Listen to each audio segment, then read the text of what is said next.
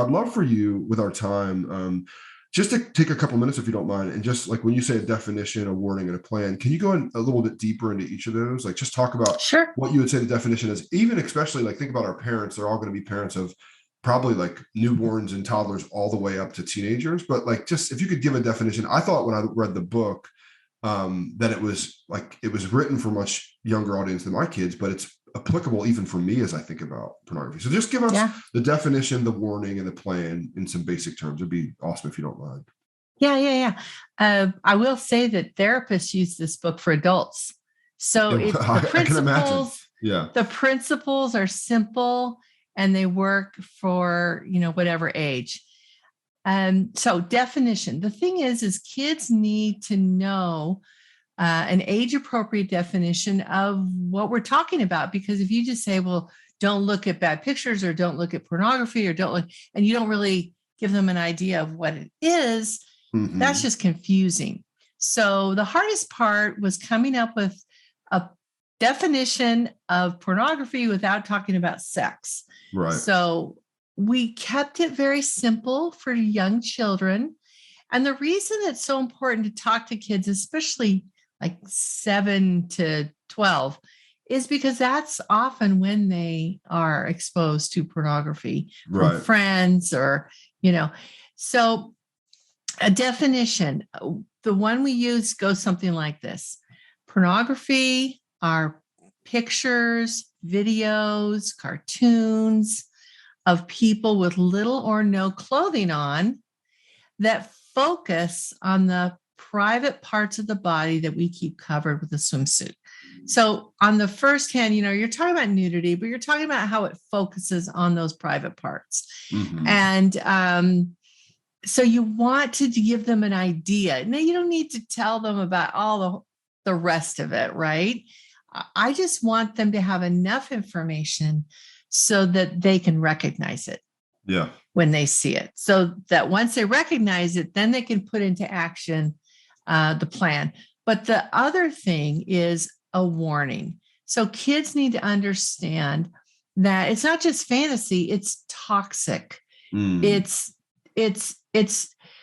more than fantasy. It's toxic to them. It will keep them from having an intimate relationship. So it hurts their brain. It hurts their relationships. It hurts the world, right? So as kids grow up, it's so important to continue to, and I've written about this and I present about, the age appropriate messages at each age and stage for kids that they need to know about pornography. But when they're little, basically they need to know it can hurt their brain. It can become an addiction, which is true.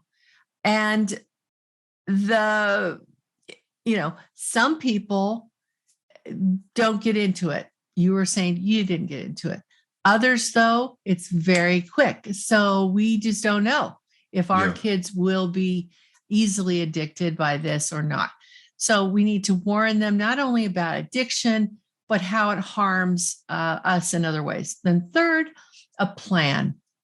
You've got to be able to tell them what to do, right, when they see it. So in this younger book, we have turn, run, and tell, and we teach kids how to do each one.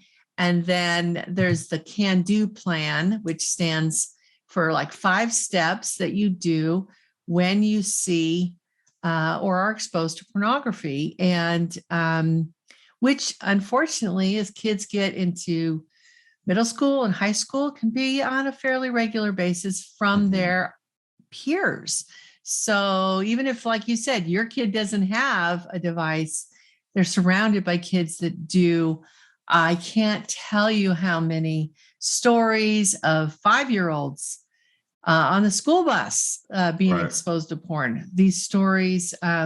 So that's why we need to give kids an internal filter. And it starts with the definition, the warning, and the plan that, what to do when you see pornography, And so we have a little bit more of a not sophisticated, but like all-inclusive plan in Good Pictures, Bad Pictures.